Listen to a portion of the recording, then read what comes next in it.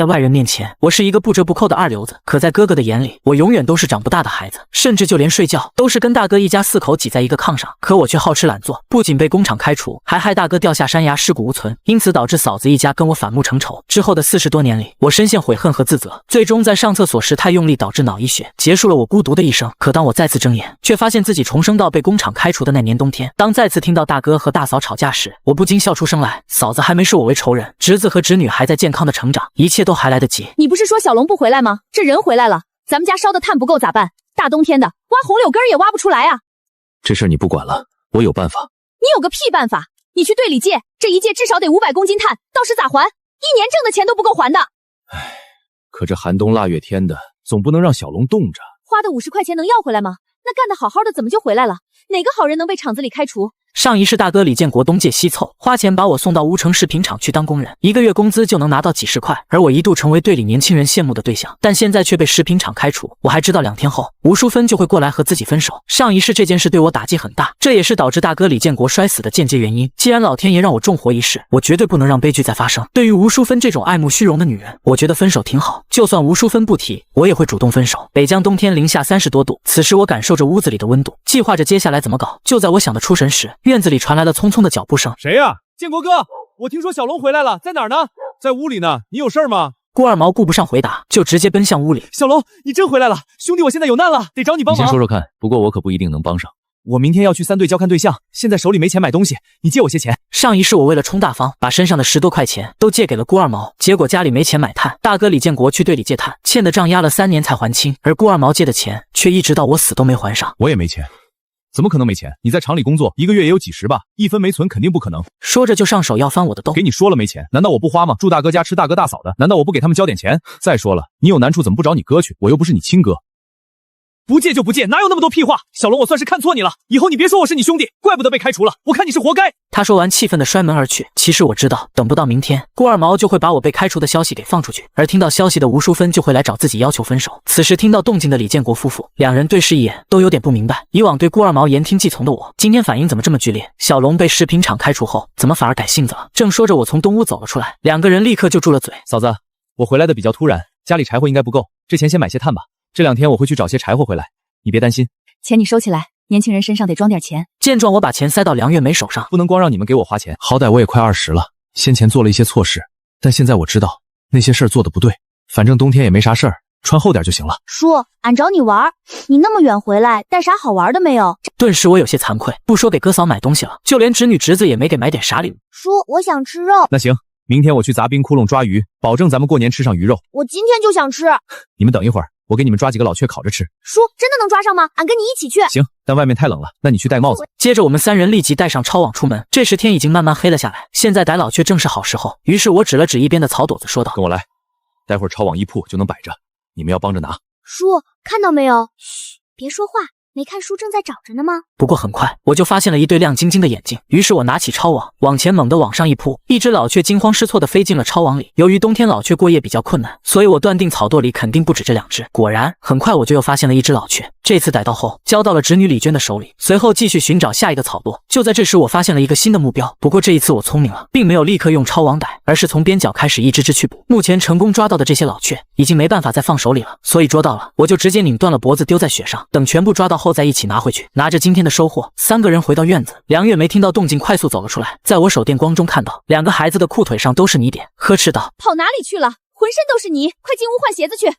我不，我要吃老雀，我要吃肉。你们先去换鞋，我得先把老雀收拾干净。有着前世的经验，老雀处理起来很容易，前世我根本不会去做这些，但现在能让侄子侄女少受点苦，这又算啥？很快屋子里弥漫开了混合着麻辣气息的肉香味，此刻就连侄女也忍不住咽了口水，盯着炉盖子上的老雀眼睛都不眨。一会我便取2只烤好的老雀放进盘子里，去拿给你爸妈，这得他们先吃。只见俩孩子吃起来是一点肉都不放过，小骨头就直接嚼碎咽了下去，吃完后还把手舔得干干净净。顿时我心头一酸，这俩孩子真是缺肉了呀。想到自己发了工资，除了买衣服，剩下的就去国营卤肉店解馋，自己真不是人。原本打算休息的我，又起了新的心思，反正没事，自己手头又有手电，趁着这机会，晚上再出去一趟呗。不过这次我并没有声张，悄悄地穿戴好，又去在院子里拿着抄网和尿素袋，便拿着手电出了院子。接下来的目标就是寻找杂草和庄稼根，那里是呱呱鸡最喜欢待的地方。至少在我看来，呱呱鸡这种禽类其实挺笨的，不到迫不得已，这玩意通常情况下是不跑的。现在是零下30度，可不是闹着玩的。我打开手电，立刻开始寻找起来，不能在外面待得太久。很快我就发现一土堆边的雪有被扒过的痕迹，露出了下面的枯草和庄稼杆子。再继续往前看，发现前面有10几只呱呱鸡卧在那里。见状，我赶紧关了手电，仔细往那个方向看，勉强走了过去。在距离他们不到1米的地方，我便拿起抄网慢慢举了起来，又慢慢扣了下去。就这样，还没等他反应过来，就被扣在抄网里。他只是扑腾了一下，就被我装进了尿素口袋。再看到这一只个头不小后，我顿时开心起来。还有2只趴在草窝没跑的，也被我顺手抓进了尿素袋子。不到1小时的功夫就抓了5只。此时的我也实在没劲了，得尽快回家泡个脚，不然明天铁定得病一场。但看着手里的呱呱鸡，和打胜仗一样开心。叔，俺还想吃肉，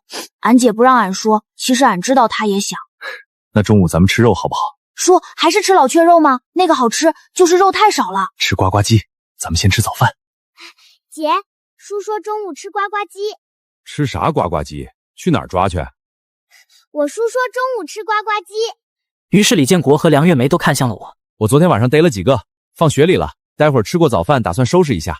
自己的弟弟啥成色他很清楚，这是啥附体了。我有些得意的伸出手，用5根手指头比划着，然后带着他们去院子看看。我木锹揭开雪壳子扒拉了2下，真有5只。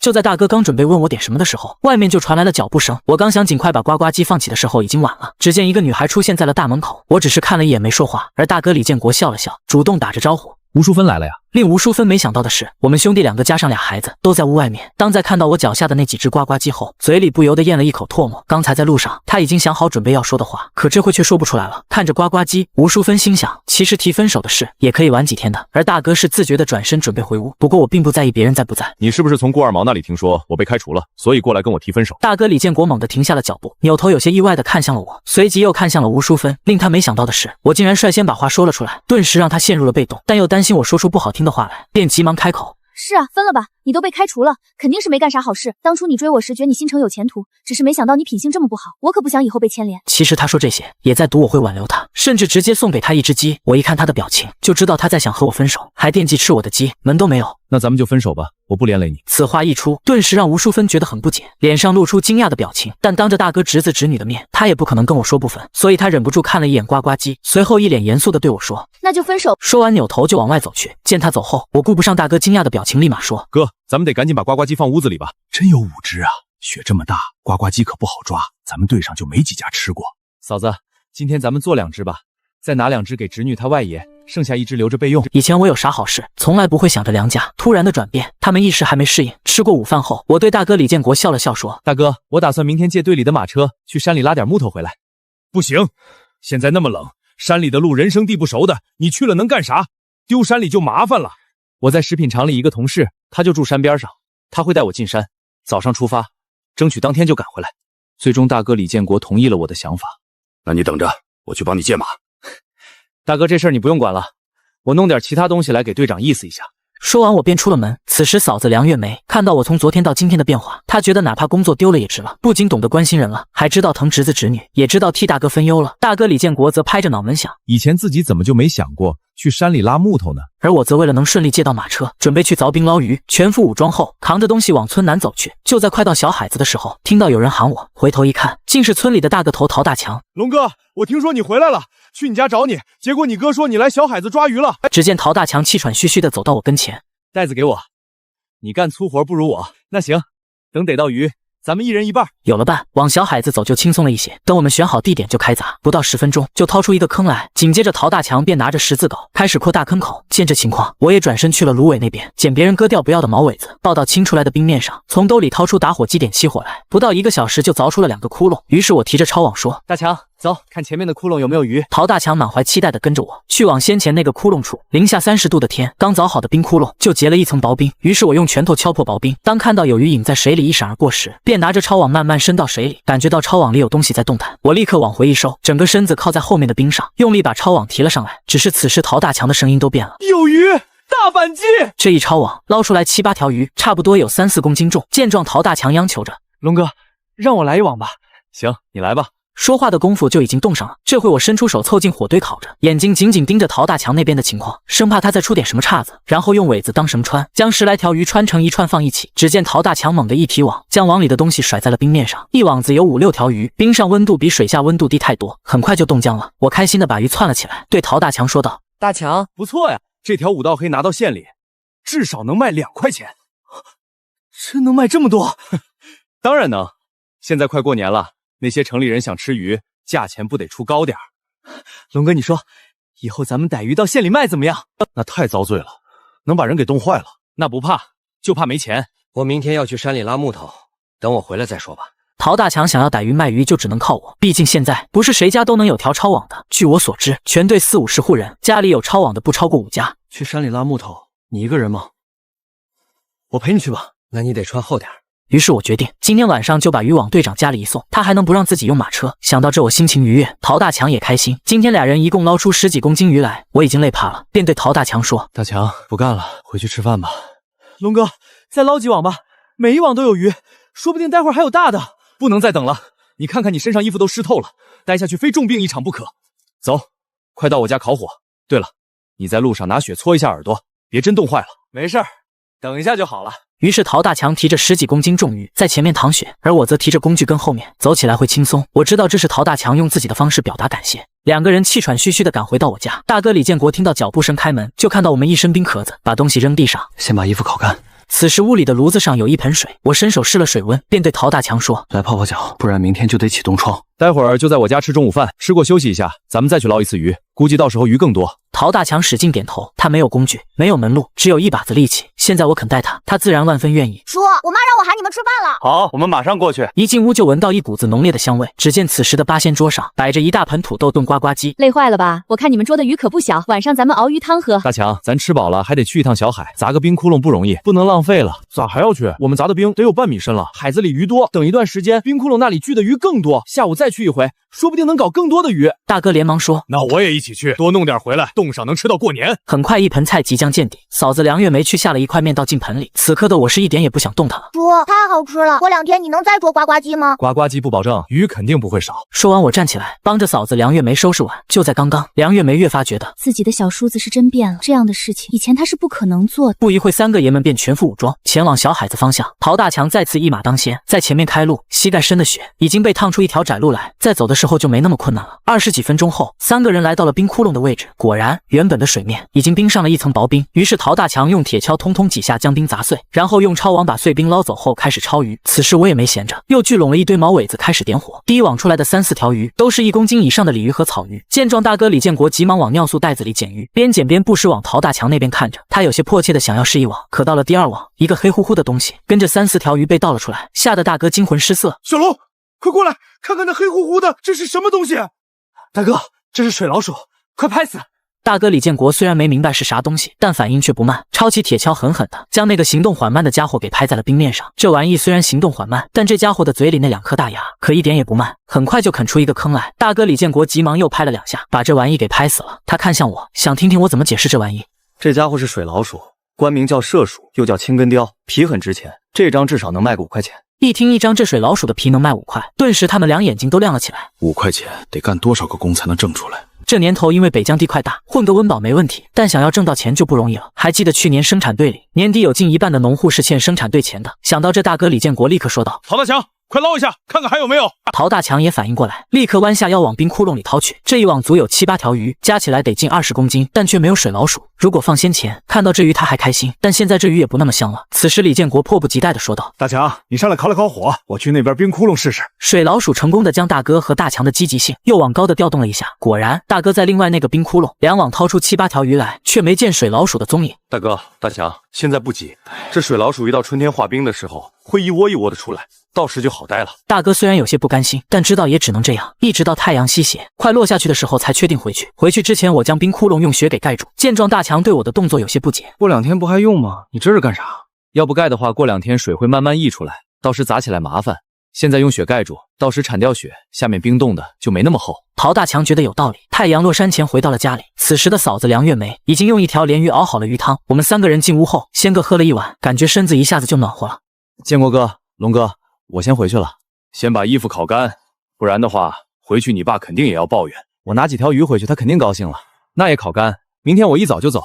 你要跟我去，得把衣服穿厚点。我好说歹说，让大强又喝了一碗鱼汤，然后才提着鱼回去了。原本我的意思，那水老鼠是他网上来的，就该陶大强带走，但他坚决不要，说是用李家的网的，他能拿到鱼，已经很感谢李家了。我打算把鱼平均分成3份给他1份，得有10几公斤，但陶大强只用芦苇穿了5条鱼，提着就回去了。大哥李建国看着陶大强离开，说道：陶大强这人不傻。我自然知道陶大强不傻，只是别人以为他又笨又傻，他的家人同样是这样认为。此时侄女喝着鱼汤，眼睛弯成了月牙，心情好的不行。昨天上午之前还连肉都吃不上，就1天的时间，先是老雀，然后是呱呱鸡，现在又是鱼管够。大哥，我提2条鱼去许队长家里，顺便说一说借马车的事情。2条是不是有点少？不少了，2条2公斤很不错了。他借马车也不可能因为这鱼白借，咱没必要多拿东西。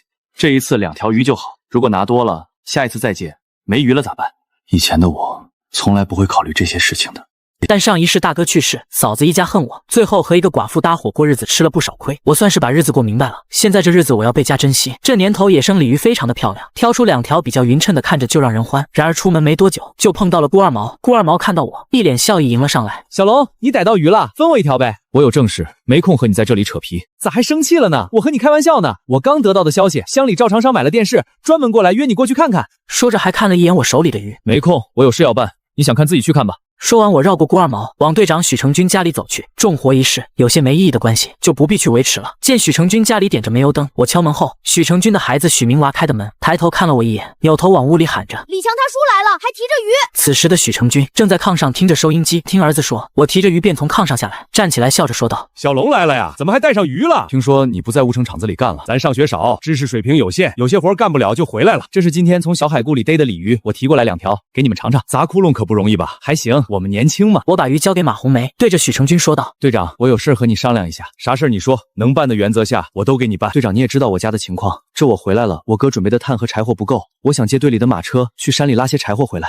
那不成吧？你人生地不熟的，能不能找到柴火不说，就那山里的情况那么复杂，你迷路回不来，我咋和你哥交代？队长，我知道你的意思，我一个关系不错的工友就是清水河的，我们一起也不进深山，从他们那里整点不成材的木头就行。既然是这样，那我也不劝。不过公事公办，咱们队里就这几匹马，出车的话那是要算工分的。多少工分？马1天就是1块6，车就不给你算工了，怎么样？于是我当场就掏钱。我回到家里，又提了1条鱼去了马号。马号是生产队养马的地方，有专门的人喂马。养马的姓罗，村里人叫他老罗。看到我提的鱼，又有许成军的条子，老罗笑着说：“一定把最好的马给你备好。”此时的陶大强兴冲冲回家的时候，发现家里并没有给自己留饭，他的心一下子就凉了。于是把2条鱼放到厨房后，冲里屋的父亲喊了一声：“爸，咋没做饭呢？”陶建设听到小儿子的声音，取下烟锅磕了磕，说道：“你那么晚都没回来，侄子毛打过来说饿了，把给你留的饭给他吃了。你要饿了，厨房还有洋芋，搁炉子下面烤2个吃吧。”陶建设这话说的心平气和，陶大强听着也觉得没啥。陶大强的哥哥大勇已经结婚了，生了儿子毛蛋，那可是全家的宝。他原本就从小到大就被家里说笨，父亲哥哥包括嫂子也是这么说，逆来顺受习惯了。但今天在李家先吃了呱呱鸡，又喝了鱼汤，自己又逮到了鱼，他觉得自己还是有用的。接着提高了嗓子说道：“爸，我打回来鱼了，我要做鱼吃。”陶建设一听陶大强打回来鱼了，有些意外，从炕头上爬起来喊了一声：“你打回来鱼了？啥鱼？拿过来看看。”见状，陶大强就提着鱼，自豪地从厨房走过来。哟，这鱼不错呀，哪里抓的？陶大强很自豪地说道：“和龙哥去小海子里抓的。”行吧，你把这鱼拿你哥家里去吧，家里油不多，做鱼不得用油啊。我不用油，我炖鱼汤就光用水。陶建设突然发了火，拿烟锅敲陶大强的脑袋。你妈死得早，等我死了，你这么笨，不得靠你哥生活？现在你不巴结着你哥，等到时候你连饭都吃不上。可陶大强今天犯了倔，就是不送。我跟着我哥这一冬还没吃饱过呢，晚饭还让毛蛋给吃掉了。我跟着龙哥不仅能吃饱，还能吃肉，我不吃鱼了，你想给谁给谁去吧。气得拉开门往外跑去。陶建设举着烟锅有些茫然，好一会才回过神来。兔崽子翅膀硬了，不听话了，还反了他了。他看着脚下的鱼叹了口气，弯腰把鱼拿了起来放进厨房，打算明天毛大勇过来的时候把鱼分3条让他带回去。我从马号回来的时候，看到自己家院门外面有一个黑大个在晃着，立刻警惕起来，大声喝道：“谁在外面？”接着陶大强的声音传了过来：“龙哥，是我。”我放下心来，走近问道：“你来干啥？明天一早就要走，咋不早点睡觉去？”此时陶大强吞吞吐吐地说：“我睡不着，想住你家，明天好和你一起走。”虽然我感觉有些奇怪，但既然陶大强都来了，总不能把人赶回。行吧，我已经把马车借好了，咱们早点休息，明天早点走。陶大强见我没多问，就默默跟在我的身后。回家后，大哥李建国听着我把马车已经借好了，便说道：“今天累了一天，你们早点休息睡觉吧，明天早去早回。对了，小龙，我把那个水老鼠的皮扒了，明天赶到县收购站，看能卖几块钱，路上买点吃的。”这时嫂子梁月梅也说道：“我明天早起给你们蒸些发糕带上，装挎包里放好就行。”闻言我点点头说：“好。”那我们去睡了。天刚妈妈亮，我就醒了，顺便叫醒了陶大强。我们快速的穿好衣服出门。此时的嫂子梁月梅已经在做饭，看着桌上的鱼汤，陶大强没来由的一阵难过，他急忙去洗脸掩饰了过去。早饭吃完，大哥李建国把包好的水老鼠皮卷起来装到了袋子里，嫂子梁月梅则把包着发糕的挎包交给了我，叮嘱道：你们两个路上饿了就吃，别不舍得。我出发后不久，我家来了第一个串门的人，陆家大嫂。听说你小叔子被开除赶回来了，今天还去山里拉木头，这村里不够他折腾啊，这出的是啥洋相啊？我这个败家子，这在生产队里是公认的，也难怪陆家大嫂会跑来专门给我嫂子梁月梅说这事情。以往嫂子梁月梅听到这话，通常都会埋怨小叔子一顿，但这一次嫂子却替我开脱。小龙这回是真的打算弄些木头回来，他有这心，我们肯定也是要支持。陆大嫂有些意外，梁月梅怎么转性了？你小叔子都被工厂给开除了，你们花出去的钱都抓瞎了，我看你还跟没事人一样，要是我早就骂出去了。可嫂子梁月梅一边耐着鞋底，一边笑着说：谁还没有个犯错的时候，能改有进步就行。我感觉小龙这一次变化挺大的，让开除了也算是好事，不是常说吃一堑长一智吗？嫂子话音刚落，外面传来了一个招呼声：大姐夫，大姐，我来了。只见嫂子梁月梅有些激动地站了起来，应了一声：文玉，快进屋来。来人是梁月梅的弟弟梁文玉，他手里提着一袋子东西走了进来，把东西放在墙边上，摘下棉帽子冲陆家大嫂笑笑，然后问梁月梅：我大姐夫呢？听说小龙回来了，他不干了。嫂子倒是没想到事情传得这么快，有外人在她也不好多说，点点头说道：你大姐夫在东屋忙着呢，你咋来了？老爹老娘让我过来看看你们，带些东西过来。见陆家大嫂走后，梁文玉才说道：老爹让我带些白面，还有20块钱。小龙回来，你们家的炭肯定不够烧。老爹的意思是先在队里买一些，熬过去再说。梁月梅听得出来弟弟的话里有怨气，她笑着说道：不用了，小龙去山里拉木头了，今天就能把木头拉回来，我们家的柴火就够烧一冬了。你姐夫在整鱼呢，你回的时候带几条回去。闻言，梁文玉眼睛放光：哪来的鱼？小龙带着你姐夫去小海子里砸冰窟窿，逮了不少呢。那怪受罪的吧？这么冷的天儿，也亏小龙能想出来，他也就知道玩了。梁文玉对我有意见，这事他们都清楚，毕竟我以前是真的不成器。进了东屋后，梁文玉一看洗衣盆里的那么多鱼，顿时大感意外。大姐夫，你们这鱼整的也太多了吧？大哥李建国正在剖鱼，看到梁月梅身后的梁文玉道：文玉来了呀。这鱼是小龙砸的冰窟窿搞的，我也没想到冬天砸2个冰窟窿能搞到这么多鱼，个头还这么大。小龙走的时候说，等回来要给你们送一些过去。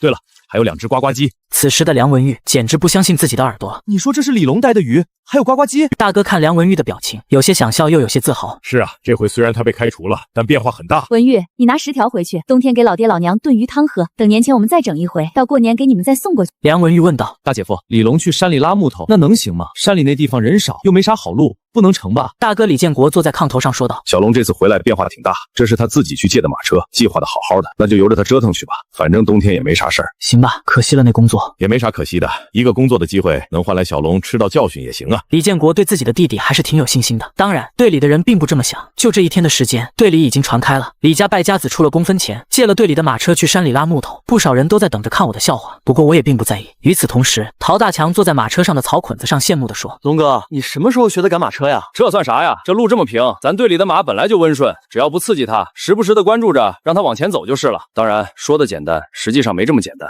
只是我觉得没必要说的那么详细。马车赶到县里后，我找到了收购站，把马车赶到路边，抽出几把紫草让马在那里吃，接着告诉陶大强：你在这里看着马车，我进去看看那水老鼠的皮啥价钱。好嘞，他觉得自己终于有点用了，于是我拿着卷着水老鼠皮的包，推门进了收购站，一边开口一边取出水老鼠的皮放在柜台上。同志，我想问问这东西你们收不收？工作人员陈红军上下打量了一下我，又看了一眼那皮子问：你知道不知道这啥皮？水老鼠皮吗？对了，这玩意儿又叫麝鼠是吧？闻言陈红军点点头，摸了摸皮子。小伙子懂得挺多嘛，还是新皮，昨天掏出来的，算是意外吧。这玩意儿春天好搞，现在只说运气好。陈红军把皮子收了起来，皮子不错，这张给你5块钱，后面有的话就按这个价。你应该知道这算高价了。的确是高价，我很满意。见我出来，陶大强立刻问道：卖了多少钱？我比划了一下，笑着说：5块。走，去百货大楼，咱们买点吃的再走。闻言，陶大强眼睛顿时就亮了。这么贵？那真要能多弄几张？春天吧，现在小海子结着冰，能弄到1个就已经是运气了。到了百货大楼，我拿出那张5块炼钢工人纸钞，对陶大强说：大强，你先进去买1公斤芝麻饼，2块砖茶，然后暖和暖一会儿再出来换我。龙哥，买了芝麻饼1块2毛8，砖茶9毛，这是找回来的钱。不一会，我买东西回来后，便解开拴马的绳子，说道：走吧，我们现在进山。龙哥，你的工友就住在这里吗？我含糊了一句：是这里，不过先不去了，咱们直接进山。对于我直接进山的事情，陶大强没问为啥，龙哥说啥就是啥了。其实我潜意识多次进山，山路我熟悉的很。很快在松林后面看到了自己想要找的目标——冬窝子。龙哥，我看那边雪下面应该就有倒下的树，我们就在这里开干吧。我指了指东窝子边上的坡地，说道：“继续往前再走一段，那里位置最好。”停住马车后，我看了看地势，觉得这里不错，然后指了指东窝子说：“走，咱们过去吃个中午饭，然后再干活。”闻言，陶大强有些意外：“去那里吃中午饭，那人家能让吃吗？”放心吧，那些人很好客，咱们可是带了东西来的。于是我指了指马车上带的茶叶和盐，卸了马车，把马拉到了东窝子跟前，就看到2条狗冲了过来，狂叫。东窝子的门打开，一个30岁左右的男子走了出来，看到我们，他们有些意外。我笑着说道：“你好，我们是过来拉木头的，走累了，能在你们这里休息一下吗？”那个中年人警惕地打量了我们之后走出来，指了指东窝子不远处的木头。我知道他的意思是把马拴到那里。拴好马，男人带着我们进了东屋子，眼前瞬间就暗了下来。于是我把包里的砖茶和盐拿出来递给中年男人，说道：“这是送给你们的。”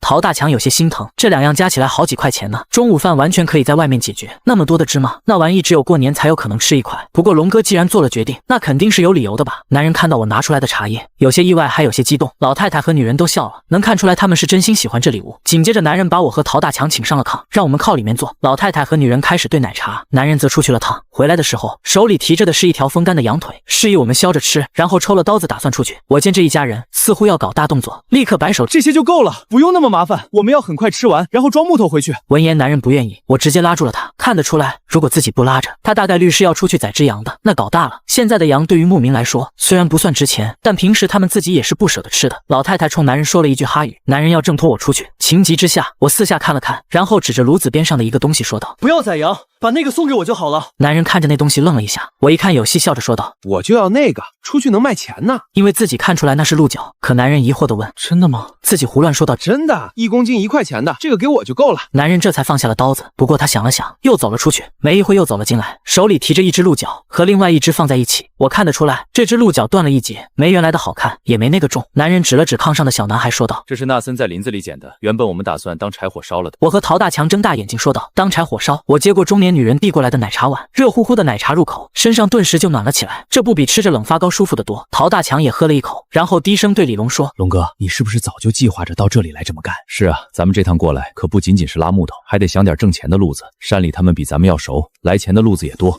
我一边喝着奶茶吃着馕，一边打量着毡房里然后挂墙上的一个东西，引起了我的注意，指了指那玩意，对男主人说道：“这是你自己的？”中年男人指了指自己：“早2年发给我们的，我叫哈利木，你呢？”我指了指自己，又指了指陶大强：“我叫小龙，他叫陶大强，我们家里柴火不够了，过来拉一些。”看到哈里木家里烧的是煤，就问道：“哈里木大哥，你们的煤是买的吗？”“不，是从那边山里挖的，挺远的，有1公里吧。没有路，现在不好走了。”自己有些失望，如果能挖到煤的话，拉些煤回去就更好了。哈里木把切好的风干羊肉放盘子里，摆在中间让我们吃。我继续问哈里木：“你有枪，那就不会怕狼了吧？对了，这山里有狼吧？”墙上挂的是一支50-60半自动步枪，笔刺是打开的。哈里木闷声说道：“有狼，咬死过3只羊，前几天下大雪，又冻死2只羊。”陶大强忍不住问道：“为什么不打了？”“因为没子弹了。”哈里木说道：“我们去年发的子弹不多，刚入冬的时候野猪比较多，打过几次，子弹打完了。”我和陶大强对视了一眼，然后我说道：“我能搞到子弹。乡里每年都会搞民兵集训，我现在的户口就在生产队，是基干民兵，有打靶任务的。练习用的子弹我余下有10几颗。”“真的吗？”哈里木眼睛亮了起来：“你要能搞到，我拿羊和你换。”“不用。”我摆手道：“有空我拿上来。对了，你们冻死的羊哪里去了？扔后面雪里了，也不知道在不在。”我说：“冻死的羊给我就行。我知道少数民族牧民是不吃冻死的牛羊的，但对于自己而言，冻死的和杀死的又有什么区别？”陶大强也激动起来，这要能拉只羊回去，那自己分条羊腿也行啊。他轻轻碰了一下我，小声说道：“龙哥，我也有几发子弹，留好线，有用。那你什么时候能再次上来？”哈里木有些迫切地问道。大雪灾受灾的不仅是牧民，狼缺了食物，也会冒险袭击牧民的暖圈。明后天吧。我想了想说：“我尽量提前，但今天得把木头先拉回去，明后天能不能借马还不清楚。那我等你，到时给你羊，死羊就算了，我给你活羊。”我忙说：“不用，我还有其他事情找你帮忙呢。啥时候野猪下来，你要打到了给我留着。对了，狼也是，你们要狼皮，我要狼骨头、狼肉之类的。”哈里木痛快地答应了。我一口喝干奶茶，站了起来说道：“我能去看看那冻死的羊在不在吗？我带你们去。”哈里木带着我们去了毡房的后面，那里雪已经齐腰深了，拿着木头杆子探着雪，最终我们只找到一头冻死的羊，其他的应该被狼叼走了。哈里木有些遗憾：“哈里木大哥，你知道不知道其他牧民在哪里？既然雪灾了，其他人那里应该也有冻死的羊吧？你要能找到，我都收，用茶叶、盐或者其他东西换都行。我明天去问问。”哈里木点头道：“虽然每户牧民相距比较远，但骑马的话，1个小时总能去到一家。”看完冻羊，我们就下到沟底，从马车上取下斧头，找一处风倒木，开始砍木头。哈里木也跟着帮忙。房，两个小孩穿得厚厚的就在远处看着。用来烧柴的木头不需要太规则，哈里木是这里的常客，知道哪里木头比较多，带着我们去到沟里一处地方。他指了指雪下说道：秋天有一次发洪水，那里有许多冲下来的木头，你们可以看看。陶大强立刻过去扒开雪一看，果然那里堆了许多大大小小的树枝。很快马车边上的木头就堆了一大堆。我又把那只冻死的羊拉过来放在马车上，然后牵马过来，架好马车后装车，最后用绳子把木头绑好。哈里木又拉着我们进毡房喝了奶茶，拿着鹿角后送着我们离开。这时候太阳才西斜。龙哥，咱们这一趟真是收获大了。陶大强有些激动，光这些木头就够烧好久了。可惜煤那边离得远，不然搞点煤就更好了。我还有些不满足，两个人都不行着，虽然走在雪里一深一浅，但两个人心情都不错。我心里默默算着，两只鹿角加起来有6、7公斤，卖个10块钱应该没问题。一只冻羊重差不多15、16公斤，除皮和内脏差不多也有个10公斤。现在羊肉1块2也10几块钱，这些柴火就不算了。如果明天还能搞到冻羊，那这几天的收入比城里一个工人1个月的工资都要高。重点是这活是可以持续干的，一冬天只要跑得勤快一些，等到春天攒个买自行车的钱是没问题的。眼前虽然是满是白雪，但我的眼里却看到了希望。我和陶大强两个牵着马车来到县城的时候，还没到下班时间。大强，咱们去收购站先把鹿角卖掉，然后再买点东西回家。陶大强自然没意见，他也想知道那鹿角能卖多少钱。两个人到了收购站，陶大强在外面看着马车，我拿着鹿角进了收购站。陈红军已经收拾东西准备下班了，看到我进来有些不悦，谁这么不长眼，偏偏赶到下班过来。不过看到我手里拿的东西后，陈红军脸上立刻就挂上了笑容。小同志，上午你是不是来过？同志你好，我想问问这鹿角你们这里收吧？收。陈红军心说这冬天还有一些任务没完成呢，这下不就来货了。陈红军让我把鹿角放在柜台上，他拿起完整的看了起来。还行，这只挺完整的，这一只有点缺。1公斤多少钱收？我着急的先问价钱。这鹿角应该是去年秋天脱落的，成色还不错。陈红军说道1公斤给你3块吧，不少了。行吧，其实这价格可比我心目中要高不少。他点头说道就这价了。陈红军拿秤称了一下说道6公斤7，一共是20块1毛钱。来，把钱拿好。我把钱数了数收了起来。小伙子，以后有啥好东西就拿过来，我给你好价钱。陈红军见我要走，急忙说道我工作日1、3、5都在。我爽快地答应了，然后走了出去。走到马车跟前，我拿出1张5块的钱递给陶大强。陶大强，这是分给你的，等回去的时候再给你家卸一些木头。龙哥，我不能要。陶大强立刻把钱推了回来。我就跟着帮忙来的，怎么能要你的钱呢？拿着，这是你应得的。我没想着给陶大强分一半，那不是在帮他，而是害他。龙哥，我真不拿。陶大强拒绝的也很坚决，这钱要放我手里，最后肯定还得让我爸收走。那我给你买些东西吧。我想想也是，便改了主意。东西买了，你爸总不能收走吧？对了，你没手套，看你手上的冻疮，走去百货大楼给你买双手套，回去就说我给你买的，别让你爸再给了你哥。两个人牵着马车去了百货大楼，看着马上下班了，我也没办法再挑，拿了一双带绳子的不分4指的手套，掏了4块钱就出来了。这手套你戴上，别给别人了。我把手套给了陶大强。回家的时候，你拿1公斤芝麻饼，再卸些木头，这样你爸也不会说你了。陶大强戴上手套，感觉暖暖的。我们人牵着马车赶回生产队的时候，太阳已经落了下去。马车还没到李家，就有不少人看到了，跟着过来看。哟，你还真把木头给拉回来了，这一车柴火不少啊！看样子得有几百公斤，能够烧1、2个月了吧？没想到你这小子出息了啊！看那木头都是松木。看到我和陶大强赶着马车回来，冲过来跟着马车，我从兜里掏出1块芝麻饼给他，然后让他跑回去给李建国报信。爸，我叔回来了。李建国急忙走了出去，看到我已经把车子赶到了院门口，他等我把车赶进院子，问道：一路上都顺利吗？挺顺利的。我笑着说道：还有其他收获？李建国上下打量了一下我，又看了看陶大强，没有发现两个人受伤，才放下心来。啥收获？搞了一只冻羊回来。我把马缰绳交给陶大强，指了指马车里说道：能吃几天肉了？李建国还想问，看到许多人在院外围着，有人已经进来看热闹了，七嘴八舌的问我这木头是哪里拉的，怎么拉的。大哥便招呼一声：先别问了，帮着把木头卸下来再说。来的人不少，大家七手八脚，很快就把木头卸了下来。木头卸到了院子角落堆柴火的地方，我喊着：留3根啊，拉陶大强家去。还给陶大强啊？你挺仗义的。那是羊。有人眼尖看到了木头下面冻死的羊，我说道：在山里捡了一只冻死的羊。陆大嫂惊呼：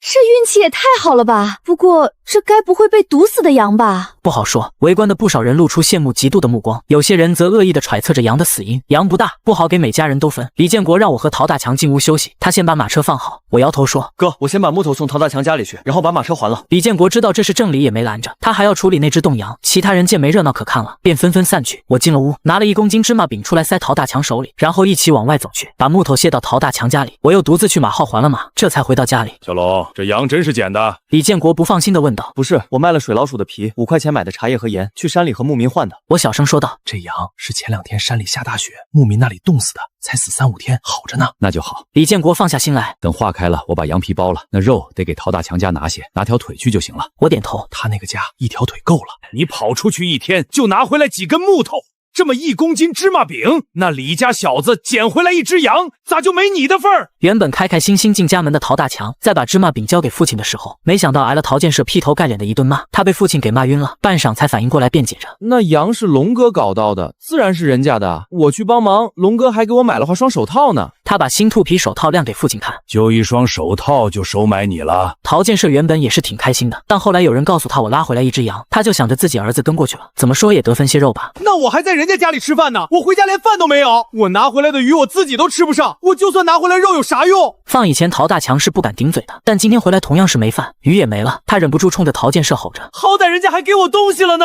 儿子竟然冲自己吼，陶建设愣了一下，眼神慌乱了一下，随后拿起烟锅冲着陶大强头上就砸了下去。出去2天就敢跟老子顶嘴了是吧？有本事你不要姓陶！既然你姓陶，你既然在这家里，那这家就是我说了算，想吃自己做去。陶大强憋屈的喘气如牛，陶建设也气得连连咳嗽。这个时候敲门声响了起来。谁呀？陶建设没好气的问。建设叔，我是李龙。陶建设顿时有些慌，刚才还说人家坏话呢，现在人就在外面了，他不好开口，冲陶大强使了个眼色。陶大强没看到父亲的眼色，不过他已经走过去开门了。建设叔，陶大强，那冻的羊我们已经解掉了，这只羊腿是该陶大强的。我提着1只羊腿递给陶大强，然后对陶建设说道：“建设叔，你放心，这羊肉是好肉，我们家已经在煮羊杂汤了。小龙啊，还麻烦你专门把羊腿送过来，你看看，你看看。”陶建设脸骚得慌，他急忙坐起来说道：“让陶大强拿去就行了，快进来坐。”不做了，我还得去队长家里，明天还要用马车，我得给他说一声。明天还去啊？陶建设听了立刻问道：“那带上大强不？”我看向陶强问道：“那大强你明天早上一起？”陶大强说道：“行，那明天我等你。”我离开后，从外面雪地里抽出1条羊腿，提着就去了许成军家里。你说你还要借马车？看着我拿来的羊腿，许成军有些犹豫。那公分钱我照掏。我指了指羊腿说：“这羊腿是干净的，山里冻死的羊，牧民家里的，我专门问过的。我家在煮羊杂汤呢，能吃。”行，你把工肥钱放下，我写条子。不过明天得换匹马了。你说小龙这变化真大。梁月梅感叹着，明天借马车的事情，知道给队长家里拿条羊腿去，也不知道队长家敢不敢吃。那有啥不敢吃的？李建国还在那里分解羊肉，羊皮已经挂在外面冻上了，杂碎是最先处理好的。屋子里弥漫的都是淡淡的腥气和煮羊杂的香味儿。按小龙说的，明天指不定还能拿回来羊，那咱们家这冬天就能好好过了。就是这羊不太肥，有肉吃就行了。原本想着咱家今年冬天难过呢。李建国笑着说：“有鱼有羊，还有呱呱鸡，这日子神仙都不换。还真是这冬天咱们能好好过个年了。”梁月梅笑着说：“柴火也不缺了，小龙真是能干。”我也没想到小龙变化这么大。李建国和梁月梅2个互相对视一眼，都没说话。他像是能卖货的人吗？想想以前肯定是不会的，但这2天的事情还真不好说。没过多久，我就从外面推门进来。事都办好了。李建国停下切肉，抬头问道：“办好了，明天一早赶车还要去。”说着，我从兜里掏出10块钱递给梁月梅。嫂子，这是今天赚的10块钱，你拿着。这钱我不能收。梁月梅急忙摆手：“你先前就给了10块了，家里也不缺这钱，你拿着吧。”嫂子，你先收了，听我说。我把钱推过去，我还有事找我哥呢。梁月梅看了李建国一眼，李建国点头说：“你先收起来吧。小龙，啥事儿你说。我今天去到牧民家里，他家有枪没子弹，但有狼。我想着哥你这里是不是还有5、6曼的子弹，能给我一些不？有个几十发。你都拿去吧。李建国站起来，从腰间取下一串钥匙，找到一把打开卧室角落的五斗橱，从里面取出一个纸包递给了我。这五斗橱是大哥结婚的时候买的木料找人打的，现在已经开始掉漆，但用着还好。李家之前点的东西都在里面。人家给了这栋洋，那是得感谢人家。梁月梅已经知道这栋洋是哈里木家的，说道：“等你再去了，给人家再买点茶叶啥的，一洋几10块钱，一包茶叶1、2块钱，不能净占人家的便宜。”这是梁月梅的朴素想法。我知道了，我点点头说：“山里值钱的东西多，以后多搞点东西，咱们家也能富起来。”爸，等吃羊腿的时候，鼻食给我和我弟1人1个啊！李娟看李建国继续解肉，立刻说道：“我想起来哈里木家里的壁石，心头一动。那木炕上几10个壁石，要几个应该没事吧？这年头女娃娃的玩具真的太少，能有几个壁石抓着玩的，那都是孩子中的皇帝一样的人物，和男孩手里有2个铁老牛一样厉害。”这一晚上，队里不少人家在讨论着李家的事情，有许多人甚至因此失眠了。在屋子里喝完羊杂汤，又聊了一会儿家常，在煤油灯下听大哥李建国给侄女侄子出一些诸如鸡兔同笼的问题。我觉得这就是幸福，虽然清贫但安宁。看时间不短了，我起身和李建国说一声，回到了东屋，开始盘点今天的收获，并计划着明天的事。鹿角、水老鼠皮的收益，除去芝麻饼、买茶叶和给陶大强买的手套，还有给大嫂的10块。现在手里加上自己原来的钱，还有不到10块钱。但有了大哥给的1包子弹，我有把握明天还能换回1到2头冻羊来。我打算明天再买些茶叶、盐之类的，就算哈里木家里够了。了，也可以放在他那里，然后去和别家牧民那里换其他东西。牧民的东窝子虽然距离山下不远，但他们的顾虑更多，而且手里没有余钱，很少下山买东西，但他们手里有东西，这些东西我就可以换回来，去收购站卖钱。看看时间不过10点，我还没睡意，想着用什么来打发剩下的时间。这年头没有收音机、电视机，更别提手机了，想要打发时间还真比较困难。我在想着要不要去谁家打扑克。我隐约记得这年头斗地主还没兴起，只有甩二子和蒸上油。80年代的娱乐活动非常的少，不然也不可能孤二毛叫我去看别人的家的电视了。到目前为止，全生产队都没有一台电视机，甚至连长明店都没拉上。正想着，外面传来了狗叫和脚步声，我披好衣服走了出去。院门外站着一个人，看身影是个女孩，我喊了一声：“谁在外面？”是我，顾晓霞。女孩应了一声，我很快就反应过来，这是生产队唯一一个大学生顾博远的女儿。据大哥李建国说，顾博远是10几年前带着女儿来到生产队的。当时队长听说这是个大学生的时候惊呆了，那年代别说大学生，就是初中生都已经是知识分子了。顾博远为什么会到这鸟不拉屎的地方来？生产队里没多少人清楚，但队里来了个大才，而且想留下来，那必然是欢迎的。顾博远来的时候，女儿才3、4岁，现在算算应该不到20吧。因为特殊原因，顾晓霞高中毕业就回到队里。在我的记忆里，上一世顾晓霞好像因为孤二毛的纠缠，最后嫁给了他，然后又因为家暴离婚，再往后不知所踪。小霞来了，你爸进来怎么样？进屋来。李建国这时候也开门走了出来，看到是顾晓霞，笑着问道：“不了，建国叔，我想从你家买些羊肉，我爸病了，我想给他补补。”顾晓霞的声音很低，能听出来她说出这番话的时候挺难为情的。你爸啥病？喝药了没有？李建国关切地问道。他是初中毕业，虽然没顾博远学历高，但也算是生产队里为数不多的知识分子了，两家关系不错。喝了，我爸说没事，只是着凉了。那你等会儿，我给你切块羊肉。李建国急忙转回屋，拿了一块羊肉就出来，不过他并没有交给顾晓霞，而是递给我。小龙，你送小霞回去，这黑灯瞎火的不安全。顾晓霞并没有拒绝，我回屋戴上帽子，提着羊肉就往外走去。顾晓霞默默地跟在我身边，两个人距离1.5米，这年头人言可畏。你爸啥时候病的？我问道。昨天我家的柴火不多了，我爸在院子里劈柴，出汗着凉了。那不算重，发出汗就好了。我点点头。家里还有药吧？有的。我问一句，顾晓霞回一句，她始终半低着头，我觉得没啥意思，便也不说话了。大哥李建国的意思，外面不安全，这是真的不安全。别看这里距离山里20几公里，但就在个把月前，有狼在生产队外面的芦苇荡里出没。队里养的狗也不是善茬，这时候土狗长得都比较高大，凶得很。而更危险的是那些晚上不好好休息，精力得不到发泄的二流子。李家距离顾家差不多300米，晚上月亮还没升起来，但有雪映射天光，勉强能看见路。我带着手电，虽然没打开，但时刻做着准备。就在走到一半要拐弯的时候，我听到了对面不远处有脚步声，身后的顾晓霞往后靠了靠，我立刻反应过来，大声喊了一句：“谁？”喊的时候，手电光已经打亮，向着拐角照了过去，有一个黑影快速的往远处跑去，很快就窜进了谁家的院子，后面不见了。一阵狗叫在那边响了起来。没事了，可能有谁路过。我扭头对顾晓霞说道：“走吧。”顾晓霞心有余悸，她大概率知道那黑影是想做什么，只是没想到以前听说挺怂的我，这时候竟然这么猛。接下来一直走到顾家门口，我都没有说话。进了院子，顾晓霞快走2步打开了门，我提着肉进屋，看到了躺在床上的顾博远，他正在睡觉，没听到动静。我看屋里还算暖和，便说道：“给你爸身边准备好温水，多喝水，好得快。”说完放下肉就转身出去了。给你钱。顾晓霞追了出来，喊了一句：“这是我大哥说的，给你爸治病的不要钱。”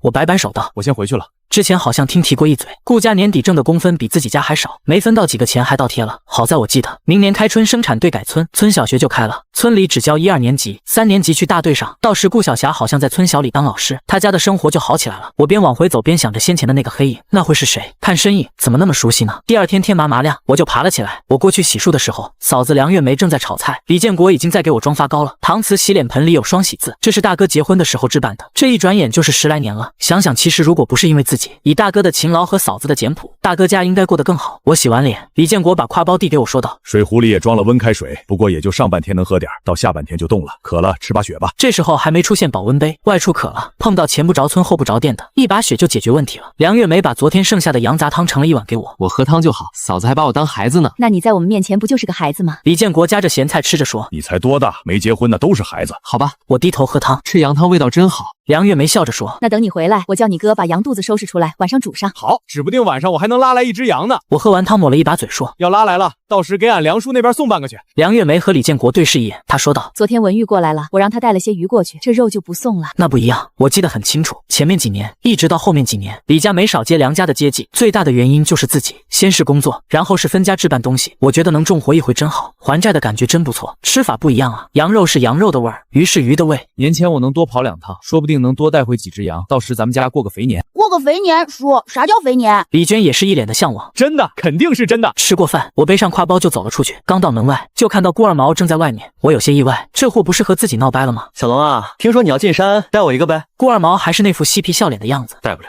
我断然拒绝。我和陶大强约好了，那马车不能带多人，带多了拉不了东西。小龙，你听我说，我也不是故意把你被开除的话传给吴淑芬的，他那人就那样，你相信我。顾二毛见我直接拒绝，急忙解释说，而我已经甩开他往马号走去。顾二毛还要跟着，奈何我走得快，他又在外面冻了好一会儿，跟不上就被落下了。不带我是吧？你能去，我也能去。顾二毛发了狠，不就是山里吗？当谁不能去一样。我还在奇怪陶大强怎么没出现，等到了马号才发现陶大强正在马号外面墙角蹲着呢。大强，怎么不去我家？怎么在这里窝着？我看到二毛过你家去了。陶大强低声说道。我猜他肯定也找你去山里，想着他要去，我就不一定能去了。我笑着说，我不是跟你说了吗？我们两个去，我带他，以后去也是咱们两个。知道吗？好嘞！一听我这么说，陶大强立刻就开心起来。他早上起来往外走的时候，父亲陶建设给他说了一句话，让陶大强半天没缓过来。大强啊，你看你跟小龙去了一趟山里，这皮手套有了，羊腿也有了，你看看他要再去的话，让你哥替你去呗。他有家娃要养，比你还聪明，能多带些东西回来。小龙说不带其他人，只带我。陶大强撒了谎。那你记着路，等这趟回来，你别跟小龙了，你和你哥借队里的马车过去，能拉回一只羊来，咱家也能过个肥年。陶大强知道自己就算记下路，也不可能去换来羊的，人家信小龙不信自己，自己的哥大勇也不行。我找老罗套了马车，和陶大强两个一起去了县里，先买了砖茶和盐，想了想又买了2包方，称了半公斤散的水果，然后赶着马车去了山里。因为熟悉路，赶到哈里木家东窝子的时候，比昨天还早一些。这一回，狗在看到马车过来的时候就已经叫了起来，不过那2条狗叫的时候并没有跑过来，尾巴也是在晃动的。我猜测这应该是认识自己了。卸下马车，牵着马去了东窝子边上。哈里木已经从东窝子里出来了，看到我和陶大强，哈里木主动伸出手来。小龙，好的吗？好的，好的。我和他重重握了一下手。又来麻烦你了。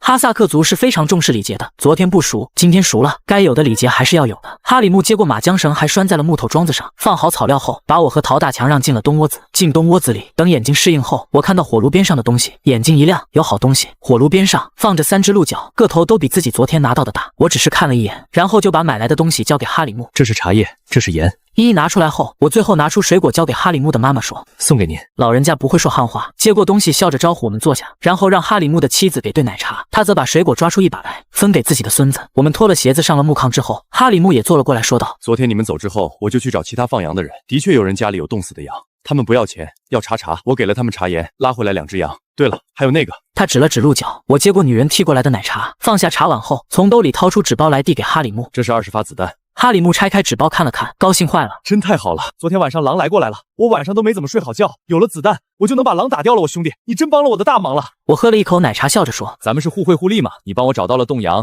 找到了鹿角，我帮你都是应该的。对，互相帮助。”哈里木的汉话有点生硬，但能很好的表达自己的意思。等冬天过去，春天来了，我能打到野猪什么的，你过来拉。中午，哈里木给我展示了一下哈萨克汉子是怎么在几分钟之内把羊宰掉的。我一直在拒绝阻止哈里木宰羊，但哈里木一家人都认为这个羊必须宰，不然就对不住我这个亲密的客人。哈里木还说，我们准备的草料不多了，今年雪特别大，牛羊没办法啃食雪下面的草，有些羊熬不到春天雪化，现在宰了还有些膘，不然等快到春天的时候，他们也会饿死的。雪灾的危害我是清楚的，我记得上一事过几年后，乡里还号召学生们捐草料救助牧区的牧民，当时就是雪灾虫灾，导致牧民的草料不够了。也许哈里木说的是真的，当然更大可能是掩盖他们专门为我宰羊的事实。中午直接炖的羊肉，只放一点点盐化的血水。我能看到2个小孩也一直盯着锅里的肉，显然他们也很久没有这样吃肉了。看着他们堆放在角落里的碧石，我心头一动，对内森说道：“你的捕食能给我几个吗？”内森没听明白，倒是哈里木对内森说了几句。内森看了看碧石，又看了看我，哈里木又说了几句。内森看了看手里的水果，然后就把那些碧石都给推了过来。我笑着说：“要不了那么多，我有侄子侄女，他们喜欢这个，但没有。”所以替他们要几个。我拿了10个碧石，那一堆大约有30-40个，10个不算多。等肉煮好了，所有人都坐上了桌，开始吃肉啃骨头。陶大强放不开，我倒没有客气。既然煮好了，那就多吃点吧。以后过来的时候，多给这里带些东西就好。哈里有了子弹，打掉几个狼，那什么都回来了。吃过羊肉，我们又喝了羊肉汤，这才心满意足的出去，把2只冻羊放进马车里。然后我打算再搞些松木装车上。我昨天去搞了一些煤回来，不过因为骑马过去的，带的不多。那你们留下来烧吧。你们拉上吧，我们距离煤矿近。隔几天就能带一些回来。等你们下次来，我就能带回来更多的煤了。哈里木也很固执，我没再拒绝，和陶大强2个把煤也放在马车上，又装了一些松木，最后是那3根鹿角。我掂了掂，10来公斤，按收购站的人的话，怎么也能卖个30-40块钱了，兜里又要有钱了。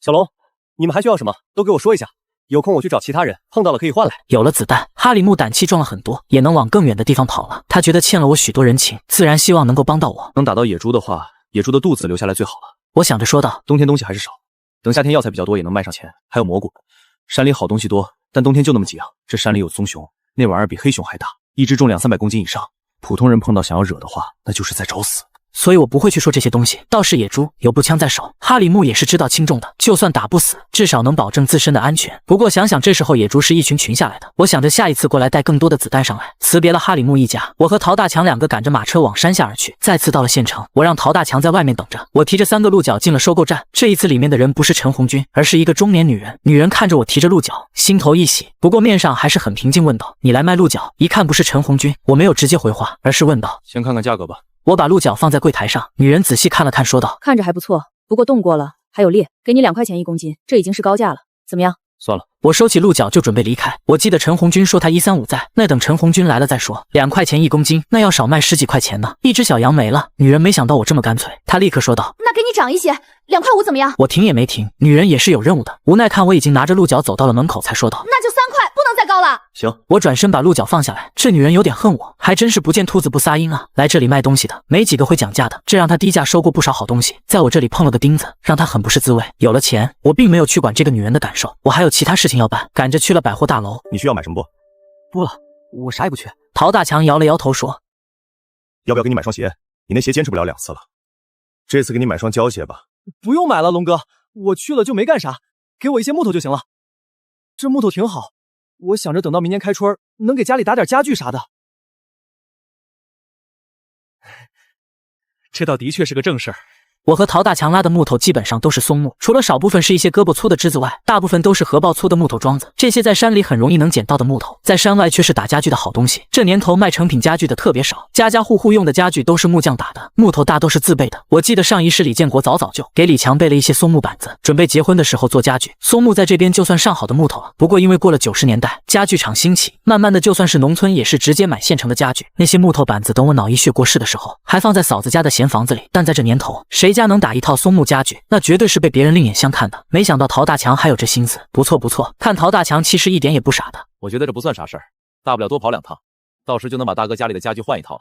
毕竟现在大哥家里就那5斗锤和一个高低柜，还都是10多年前打的家具了，上面的漆都掉了不少了。现在打家具的费用也不高，自己多跑2趟山里，不光家具钱出来了，说不定还能买架缝纫机自行车了。进了百货大楼，我先在食品柜那里买了1公斤水果硬糖，然后是2包方，还有2瓶罐头，这些加起来不到10块钱。我又去问了自行车和缝纫机，28加重的永久自行车要167块钱，缝纫机要85块钱，都要票，但我没票。我记得商业局好像每年给公社发票，每个生产队差不多能领个1-2张票吧。要说票的话，只能是许成军那里。原本我还想买一些面粉和大米这样的细粮的，但我手里也没粮票。出去让陶大强等等，我跑向记忆里的黑市，那位置在城郊，不仅卖面粉、大米，还卖一些肉，家养的肉、野生动物的肉都有。只是去的时候，那里一地鸡毛，啥也没有。不过看雪地里的脚印、血滴印子和一些东西压在雪里留下的痕迹，我心里就有谱了。这地方肯定是有人的，只不过可能是早市，现在早就散市了。我回到百货大楼前，看陶大强在那里有些紧张，笑着说道：“走吧，回去。”回去的路上，我对陶大强说：“这回拉回来2只羊，我给你分半只。”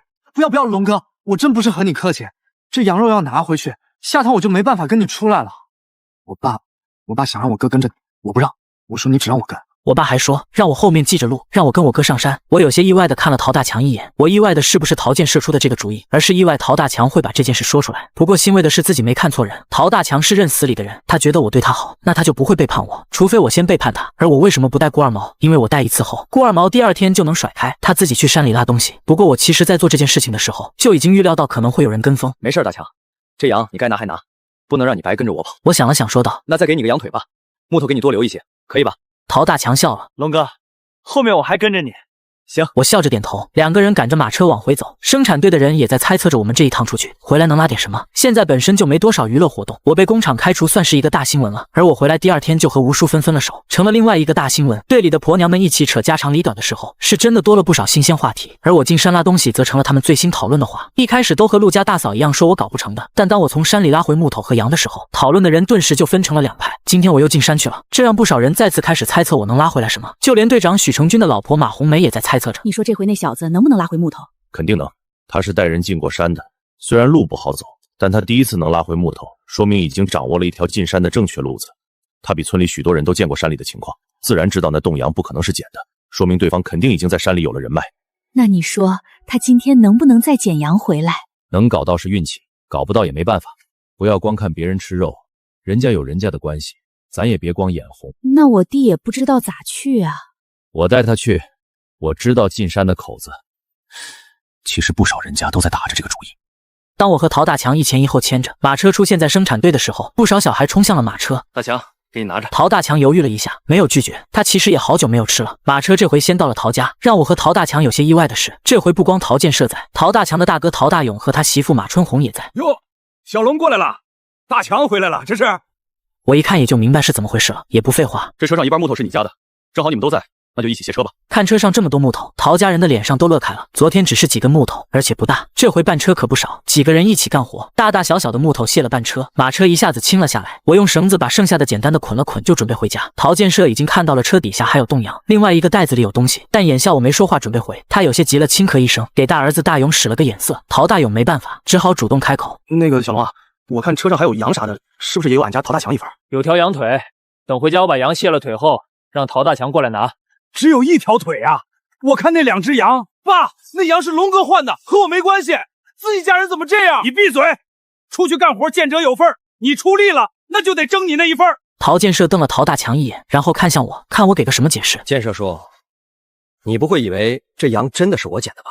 我给陶大强一条羊腿，就是因为他出力。其实我也可以不给，因为木头我给了你家一半，这才是陶大强出力该得的。说完没多解释，牵着马车就离开了陶家的院子。陶建设被我对的半天没反应过来，陶大强气得一跺脚追了上来。等陶建设反应过来，小儿子已经不见影了。混小子，气死我了！陶建设骂了一句，扭头进了屋子，也不知道是在说我，还是在说陶大强。陶大强赶上马车，讪讪地对我说：“龙哥，我爸没事儿，你爸是你爸，你是你。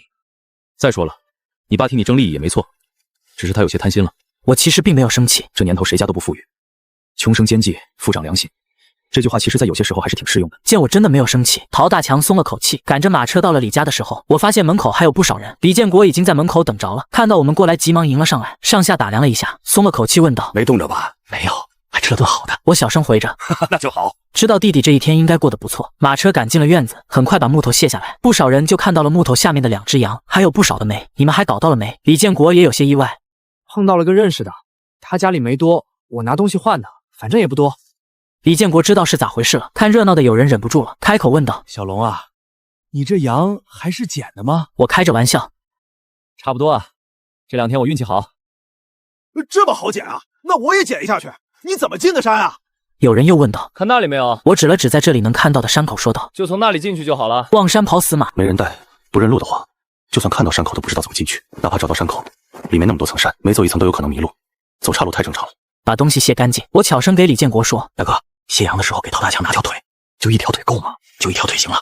以后他吃肉可以到咱家拿，现在拿多了他也吃不上。”行，我知道了，你去换马车吧。我把陶大强留在家里，自己去马号还了马。我看许明娃在，从兜里掏出一把水果糖递给他。看你把娃娃惯的。许成军笑呵呵地说道：“应该的。”我说道：“小龙啊，不跟你说个事儿，我想你可能还要借马车，不过刚才就这一会儿，队里的马车已经让人借光了。”许成军这一开口，倒是让我有些意外。不过想想也正常，自己这2天的收获肯定是会让人眼红的。这条路也不是多难走，所以肯定有人也想走一走。这样啊，那算了。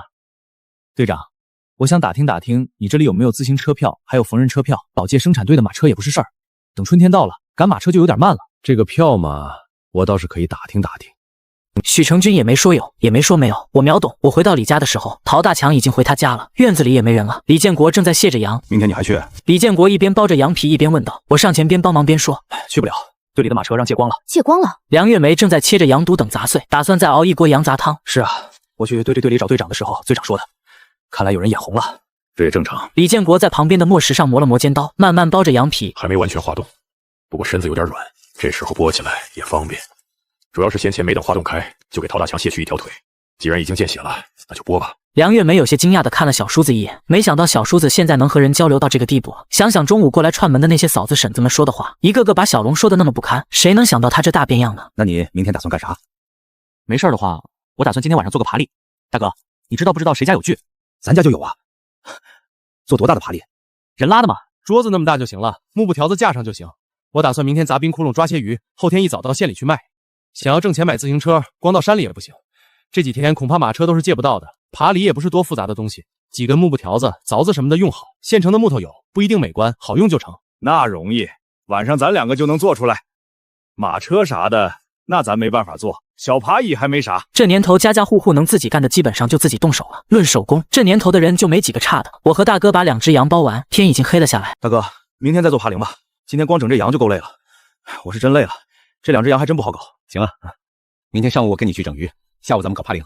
我自然没意见。羊杂汤快好了，我们两个坐炕上。李娟，给你和你弟一起玩。当我把碧石撒到炕上的时候，李娟先是愣了一下，随后发出惊喜的尖叫。叔，这是给我的吗？是啊，我笑着说，我山里的朋友，他家里挺多的，我就要了一些。叔，你太好了！这惊叫把梁月梅都给引了过来。叫啥叫？那么大声音，顶棚都吼翻了。往常的话，李娟让这一吼立刻就悄悄了，今天她却没有，捧着那些碧石对着梁月梅兴奋地说：妈，你看我叔给我们要的这么多啊，这么多碧石，阿嘎才5个，就天天宝贝似的，碰都不让我们碰。这下我让他看看啥叫多。梁月梅看着那些碧石，又看了看女儿的表情，神情缓和下来，不过还是又板起脸。那后面再说，过来端碗吃饭了。小龙，你就惯着他们吧。那是我侄子侄女呢，不惯他们惯谁？李建国呵呵笑着，美美的抽着墨盒烟。这日子真舒坦。正喝着羊杂汤，外面传来了脚步声。我一听那重重的脚步声，就知道是陶大强来了。我站起身，不等陶大强敲门，就把门打开了。陶大强来了啊，快进来。龙哥，我不进了。陶大强脸上带着几分紧张和气愤。我听说好几家都借了队里的马车要进山。我知道了，先坐。我把他拉了进来。梁月梅起身招呼着陶大强坐桌前，看梁月梅要给自己盛羊杂汤，陶大强急忙拒绝。婶子，别盛了，我吃过了。吃过了再喝一碗也没啥。梁月梅没听他的。陶大强和我是个叫哥的，他叫李建国为叔，叫我为哥。主要是大哥是最早来这个生产队的那批人，虽然当时年纪不大，但和那些老人是称兄道弟的。那咱们，陶大强看着我，指望我能拿个主意，才有了收获就让别人截胡了，他心里真有些不舒服。咱们明天去杂冰窟窿抓鱼，你有没有空？有啊。陶大强眼睛一亮，抓了去卖。不过别和别人说啊！好，我一定不说，我爸我哥也不说。陶大强接过梁月梅端过来的羊杂汤，五味杂陈。昨天拿回去的羊腿已经不见了，刚才提回去的羊腿，父亲也没说做羊肉吃。晚上喝的玉米面糊糊还是凉的，如果不是中午美美吃了几块羊肉，他觉得自己明天都不一定能起来，消耗大啊。看着陶大强很快将一碗羊杂汤喝完，梁月梅要给他再盛一碗，陶大强急忙站起身要拒绝，不过碗已经被接了过去。等再接过碗，看着碗里盛的满满的羊杂，陶大强眼睛一红，眼泪差点落进去。这是外人啊，他表现的一切都被我看在眼里。他指定有事，我看得出来陶大强有心事。不过家家有本难念的经，这事情我也不好说。等陶大强离开后，我也简单洗了洗，去了东屋。剩下的钱不少，在我心里这钱还有陶大强一份，但眼下还不能给他，等后面再说吧。眼下要紧的是怎么先把自行车的钱挣够了。第二天吃过早饭，他们快到小海的时候，远远看到有出村的马车，我心想这时候才出门，还想去山里拉木头，这是做白日梦的吧？快到中午开饭的时候，我们一起回到了队里。陶大强还要回去，被我强拉着留下来吃饭。李建国也开了口，陶大强也就留下来了。他其实也知道回去也不一定有他的饭，也得自己做，但累了一上午了，他不想动弹。梁月梅已经做好了饭，中午做的是掺了包谷参子的米饭，炒了羊杂，炖的鱼，还有咸菜。咸菜是我提出来的。梁月梅其实挺开心的，小叔子喜欢吃自己做的咸菜，那自然是好事。下午你们两个去就行了，我下午拿锯子锯木头做爬令。李建国说，争取你们晚上回来的时候把爬令做好。好，希望我们下午能多逮点。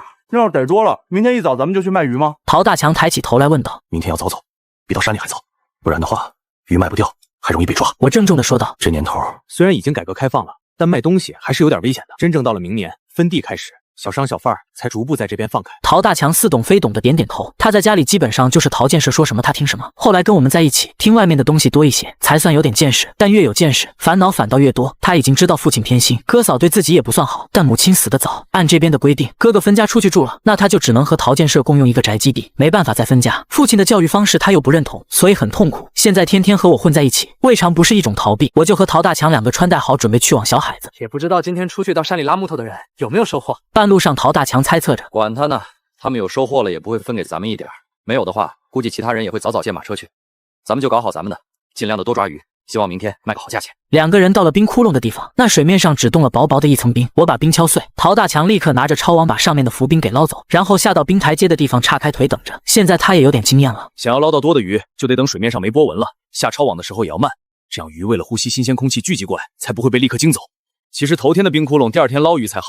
只是我觉得这么厚的冰，这么好的资源，当天捞多少，第二天卖多少，大不了等卖回来再捞就是了。很快，陶大强第一网就上来了，这回没让他失望，一网捞出3条1公斤以上的鱼，鲢鱼和草鱼各1条，还有不少小鲫鱼。丰收了！陶大强立刻跳出来，跑到另外那个冰窟窿里做准备。我有些好笑，陶大强快1.8米的大个头，动作竟然能这么迅速，看来逮鱼对他的吸引力真的很大。既然对方想要逮鱼，那他就捡鱼吧。拿着准备好的尿素袋子，我开始一条条把鱼往袋子里捡。白天零下20多度，鱼在冰面上只能蹦跶3、5下就冻着了。陶大强在这边冰窟窿里捞到的鱼不多，2条大鲫鱼，还有一些小鲫鱼和钩鱼，这倒是我比较喜欢的。他捞了7、8网，越往后鱼越少，我干脆就让他停下来了。休息一会儿，我点火你烤一下。